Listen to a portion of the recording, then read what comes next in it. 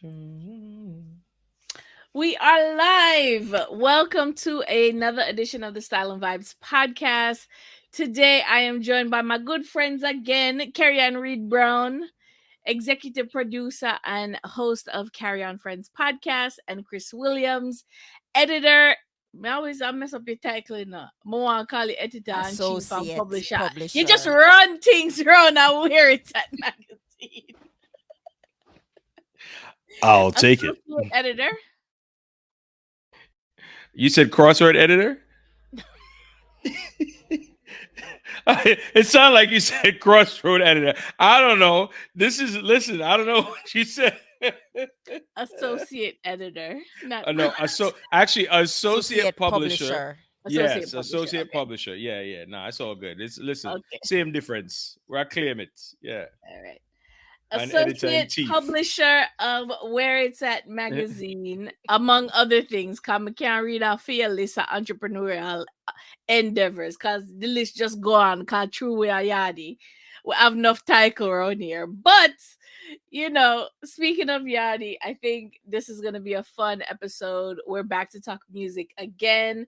For those who do not know, hip hop as a genre is celebrating its 50th year as a genre.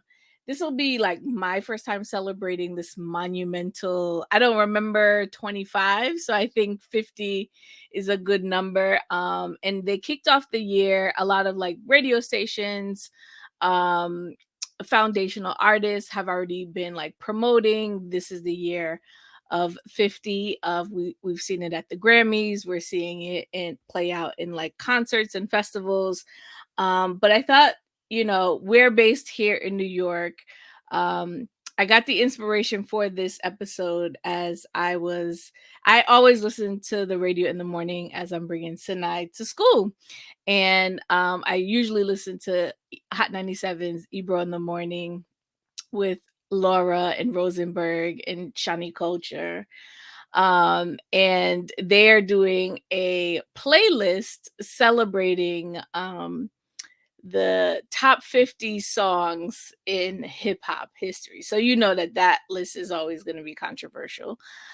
So every week they pick two songs in a particular era or genre, part of the genre. Throughout history, and it has to have like different criteria of longevity. It has to be popular over, it has to carry over time. So they're maybe about midway through their list, and they're clearly having fun bantering, and the guests also the listeners really get to chime in because they get to vote on it. So I think it's a fun conversation to have. At the end, they'll have this really good playlist of not just the top 50 picks, but all of the songs that they all submitted. So it's 5 of them submitting 2 songs, and then the listeners get to vote. But I keep thinking, I'm like, we should really have a discussion about Caribbean culture, particularly Jamaican music culture and its impact in the relationship between hip hop and reggae and dancehall. We have all come up in the time frame of really seeing how that has evolved, not only just from an artistry standpoint but as a genre. So I think that there are just so many things that we could talk about to really talk about the impact that Jamaican music culture has really played into and is part of that foundation setting. So I think, I sent you guys, a few topics to really cover, but I think I really want to start by talking about the location, right? New York is a place of melting pot of culture. So I think that New York really has had the prime opportunity to really bring together these cultures, specifically because there were so much migration happening, not just in this time frame, but even earlier. So what do you think that New York as a city really, how did New York play a part in this permeation of Jamaican culture and dancehall culture from your guys' perspective? I'll give it over to Carrie first and then to Chris.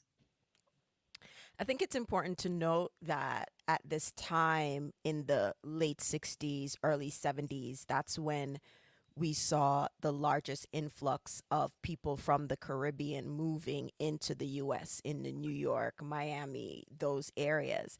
And so it just made sense that as the migration numbers grew, the influence was going to grow. There's numbers that support just the volume of people who are flowing into the city. And I think that had a really huge impact. And in addition to that, those who were here from the 60s, their kids are now born, growing up in the 70s and coming out of Caribbean households or Jamaican households. And, you know, bringing some of that vibe and that element into their New York scene and culture. I'll add to that, Carrie. Even seeing when you think back, because I remember where it's at did a piece on DJ Kool Herc. So when you say hip hop 50, you're talking actually the year I was born, which is 1973, and Big the up your Bronx. earth strong. Yeah, man, yeah, man. And during that time, you know, um, the Bronx was burning, kind of thing, right? So it was that was the overarching theme and reality of what was happening. And so out of that was born these different parties, these parties that were out sort of in the street, in buildings that were kind of falling apart but standing still, and people were doing some innovative things with music. And then you had your Kool Hercs and your Africa Bambatas and all these other guys who who were doing innovative things with the music. But Kool Herc, being Jamaican and knowing about toasting and understanding what we did in the dance halls, actually not dance hall as a genre, but in the dance halls in Jamaica, with toasting and sort of incorporating all those elements into the music really helped to create a unique sound and a feel. And so I feel like hip hop and Caribbean culture are permanently married. They because they foundationally they grew up together. Mhm. So you can't separate them. Go ahead, They Karen. So, they share a DNA. yeah, yeah, They share a yeah. DNA. The the idea of even how it was started, right? It's, a lot of don't push me. There's a party aspect of it, but the message, right? Dancehall was mostly talking about the sufferation and all of these things, and mixing in. It was just such a timing, and the block parties and everything that was. I was telling Michaela that the parties that were happening outside were a replication of what was happening at nighttime in the dance halls or the lawns in Jamaica, as we call them. And um for clarification, when if you heard like early 70s dancehall and say, when them said in a the lawn, it didn't mean a physical lawn in front of the house. It's an enclosed space, it's open air, and where they had parties. And so a lot of that energy and vibe they brought to the daytime, because it was, you could get away with a day party in New York as opposed to having that kind of energy at night in New York. I think additionally you brought up Kool Herc and the idea of how he really, his dad had a record shop, and that's where he really honed his understanding of music. And then because he had all of these records that maybe they weren't as popular, and for the most part even in Jamaica, right, the sound at the time is R&B from the states. It's music, international music that they're using to break and cut on records in between one another before production was holistically done in the studio. The idea of toasting over a rhythm or a version is what them call it.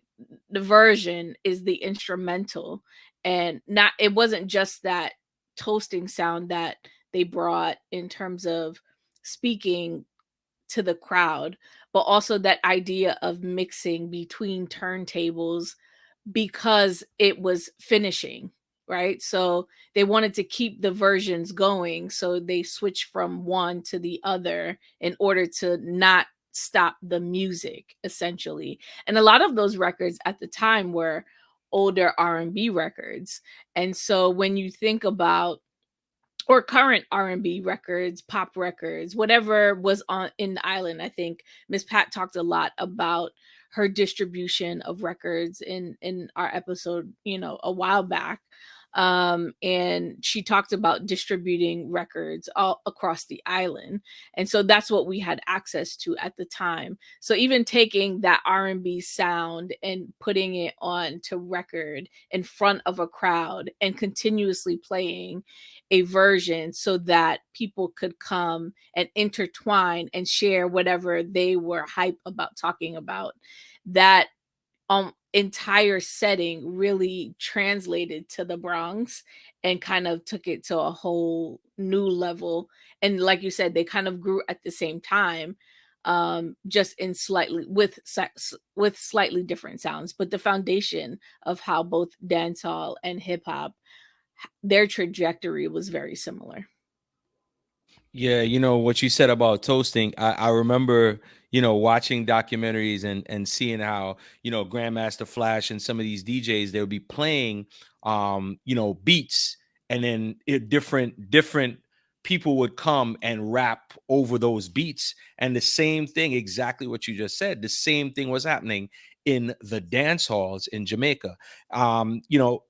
Like we didn't, I don't think, back in the 70s and it wasn't until probably the 80s that I think the dance hall moniker really stuck, right? Mhm. But the music essentially was always reggae. It was always that. It was just the fusion, the sound became different because now it went from obviously, musicians to now these beats that were being created, the one drop and all these other sounds that people were, that DJs were and producers were coming up with. And the same thing was happening, like you said, the same thing was happening in America, Mhm. and I think the whole, when you look at both of them, they were both born out, as we'd say in Jamaica, sufferation, right? Mhm. Both born out of strife and struggle, both born out of this rage against the machine, Mhm. against what organizations, what corporations, what government and so forth was doing to the people, a feeling of being downtrodden, and it created this amazing sound. Mhm.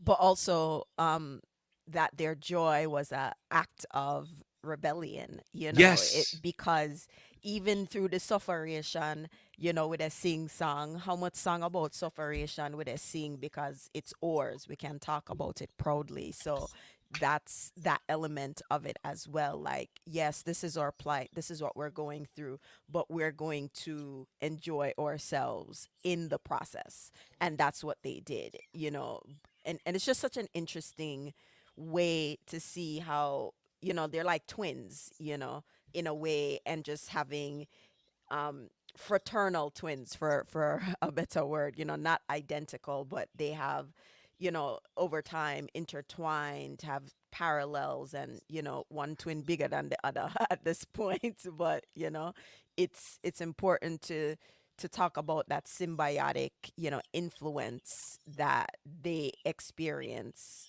over the years.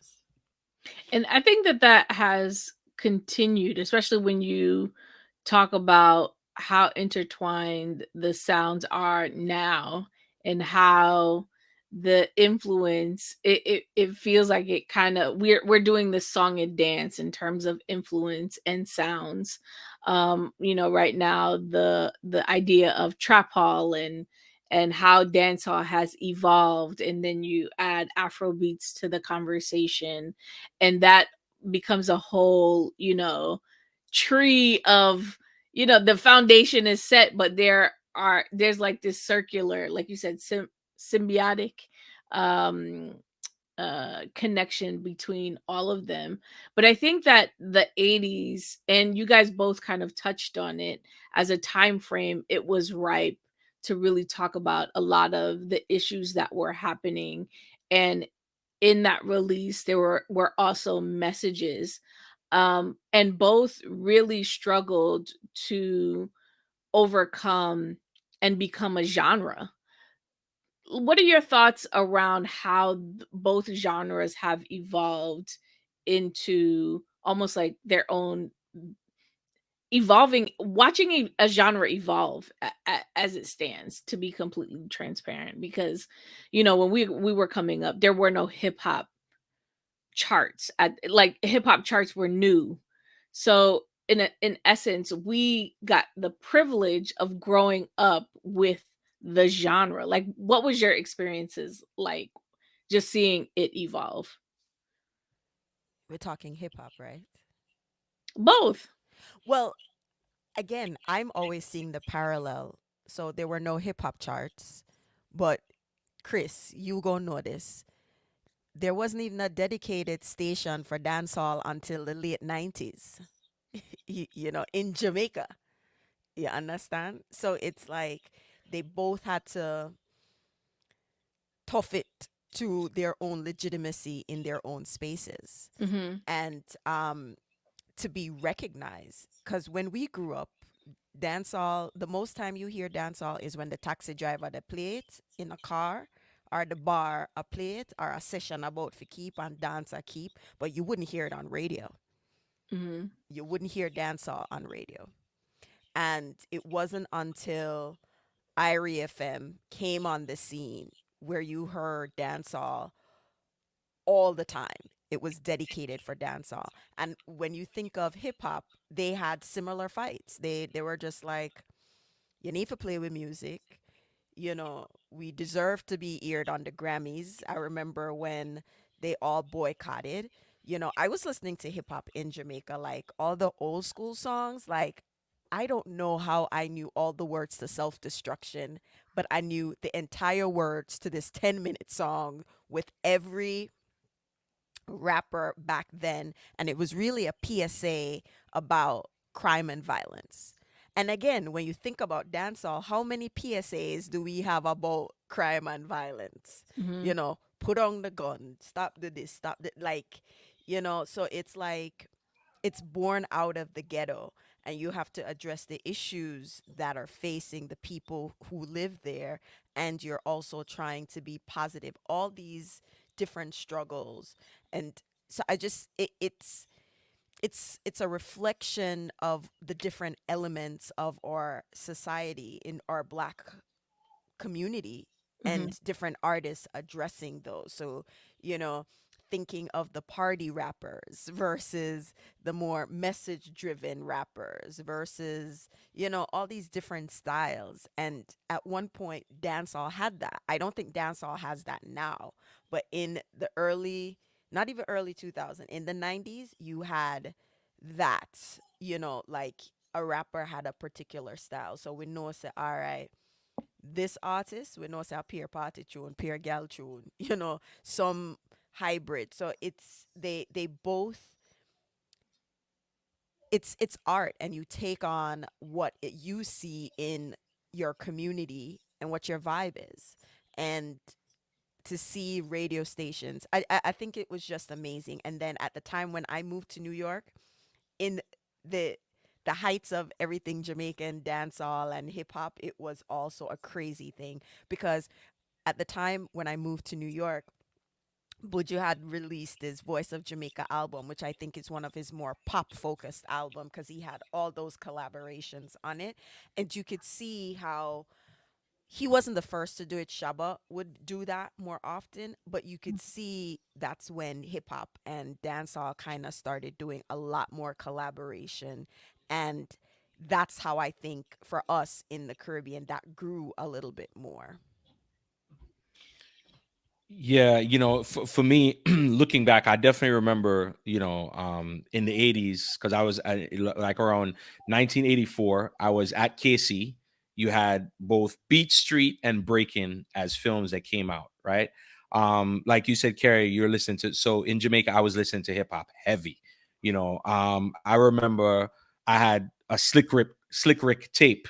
And Slick Rick back then did I talk some things. I don't know, all my parents did never catch me. I listened to that tape there. But anyway, because the things that he was saying on his music, I should not have been listening. But I had all that stuff. And for those of you young people who may be listening, they had this thing back in the day called cassettes. That's how we listened to music. We had Walkman, we had tape deck, we had all them things there. Anyway, but just kidding. But seriously, so the evolution of that, just watching, first of all, the music, as we say, the similarities, the music was heavily driven by hip hop, was heavily driven by dance, graffiti, and that graffiti, as they dubbed it, but it was art, it was street art. It was us again bucking the system, rebelling against the system, raging against the machine. You're not going to tell me what I'm worth. I'm going to show you. And so, yeah, the buildings there, the subways there. I remember when I came to America in 1984 and subways, and I saw the subways, I was like, oh my God, what is this? Like, yo, I went in there, but it wasn't like out of fear. It was more so just understanding what this was. It was gritty, it was grimy, it was, but at the same time, there was art, and it Mhm. was art. Looking back at it now, yeah, those times were dangerous, Yeah. but it was a reflection of what people were going through. And so that drove the music, it pushed the music. But also, because of what the music was coming from, there were those segments of the population, those, dare I say, elitist segments of the population that wanted to quell that. They wanted to silence it because they're saying, it's too violent, it's too, they didn't like the sound. They thought it was a departure from what was considered real music. Dancehall and hip hop both faced those challenges. And so, like you said, Carrie, no, radio stations didn't want to play it, and those that did, they were edgy, and they Mhm. would run into issues. I knew, as my dad would tell you, he knew, DJs who, the program director, because program directors dictated what you played, when you played it, blah blah blah.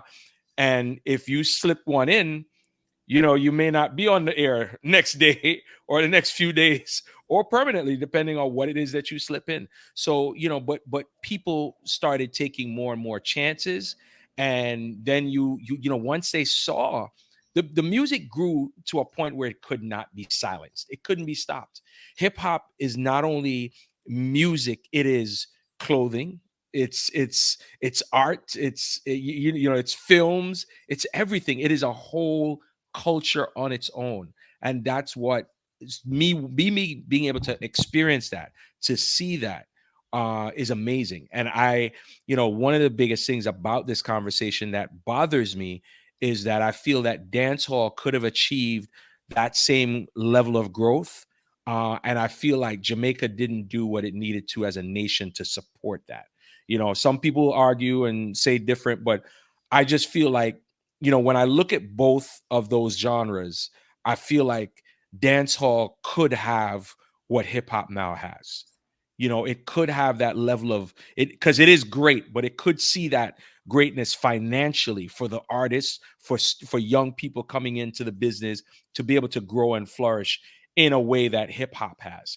And that's kind of the challenge that I face now with where hip hop is versus dancehall. I'm Mr. Carrie ready for me. She ready. She ready.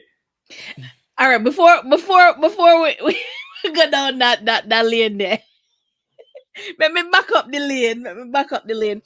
I think, to add to some of the conversation, the other part about that, and we'll probably get into this more later. I was born in the 80s, so, and grew up, with sometime in the Bronx, and I remember distinctly, Carrie probably knows this. My mom never let me touch the radio. So I only heard what was heard. So I just grew up thinking that reggae was normal, that like those, like, I just, souls and, a little bit of pop here and there, but it wasn't until, like, I went to school and was really exposed to hip hop. And I remember distinctly, hearing Slick Rick, and that, like, I fell in love with Slick Rick. And then I start like Tribe Called Quest, and then we have Biggie, and then I noticed a pattern that when I did the research, a lot of these artists are of Caribbean heritage. So I think that that styling in my mind was, there was a connection there for me personally, being a diaspora kid, growing up hearing both sounds. Stylistically, there was just something in the artistry that kind of wove the two together for me, because without even knowing or doing the research, I would automatically gravitate to a lot of the artists that had Caribbean heritage, unbeknownst to me until after I did the research. But let me come back and make Kerry make our statement regarding the status of dancehall and hip hop. If one can't see Kerry face, you know. Chris, gonna roast me. no, I'm not roast you, Bridget, because it's a legitimate argument. But my counter to that is hip hop didn't have governmental intervention. If anything, they had senators. One, remember, Luke, who is of Caribbean heritage, had to go fight for his First Amendment right. You understand what I'm saying? They were putting down CDs and cassettes and they roll over them. Right? So the government didn't help hip hop get it to where it was. The artists, them come together, boycott the Grammys. They supported Luke. They support, you understand, they did that on their own. So to expect the Jamaican government to do that, for one, they were out of their depth to do that, right? Because they are considered a developing country, right? They did have, like there were different things that would try to package culture. So remember, reggae sunsplash was a thing for years, right? That's how you got tourist dollars in. But if we look at the differences between dancehall or reggae or hip hop, Michaela, we talk about this all the time. In music, even in acting, at some point the performer graduates to be the producer, the record label owner, to all these other things that show growth and maturity. We don't have that in dancehall. What I'm hoping for is that, as more of these conferences and so forth take place, more of these conversations take place, and more of the industry leaders are talking, we'll start to see, the growth that is required. I think dancehall and hip hop are on a trajectory together. They have always been. I don't think there's any way that can be denied or even shaken, right? I just feel like I'm remaining hopeful that things will improve for dancehall as a genre, that it can see more growth and more development, similar to what hip hop has seen in the last decade and a half or two. There you have it, folks. I think we talked a lot about the foundation and how reggae and hip hop and dancehall are related in a lot of great ways. I think keeping the foundational aspects and mentioning the historical pieces is important to those, especially who are new coming into the genre, to really understand. I think history as a whole is something that we should always pay attention to, so that we can actually learn from one another and not necessarily repeat the same mistakes, but kind of grow together. But I think there are a lot of really great examples of collaboration, and I think that there will continue to be more. We talk a lot about parties and energy, and we often are in spaces where all Black music is played. So I think that that is where we'll continue to see growth in community, in terms of the dance hall, the party. That aspect is never going to change. And I think those will always have, we're just going to add more diaspora black genres together. I think we're still going to see how those evolve as well. But I'm excited to really see what the next 50 really look like. And just, I'm here for the ride. That's it. You know, we're gonna be Wait, so you live to 100. I was about to say. absolutely. Yes, I am. All right. Yes. No, Yes. listen, may I live to Yes. 125. I am so living to am I- 100. I put that out there all the time. I'm like, I'm going to live to 100. Yes. Me I gonna have my good knees at 85. I go down. I go down. I go down. But not so far. Not so far. Yeah, yes, it. At least I hope so. So until next time, you guys stay tuned for the next episode. We're going to be talking about hip hop and reggae dancehall collabs. Until next time, thank you so much, Chris and Carrie. But Leah, Tommy peeps.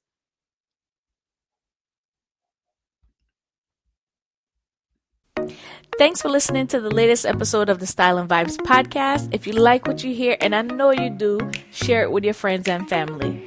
If you want more, make sure you visit styleandvibes.com and follow us on our social channels, Twitter and Instagram at Style and Vibes. Until next time, Leah Tommy Peeps.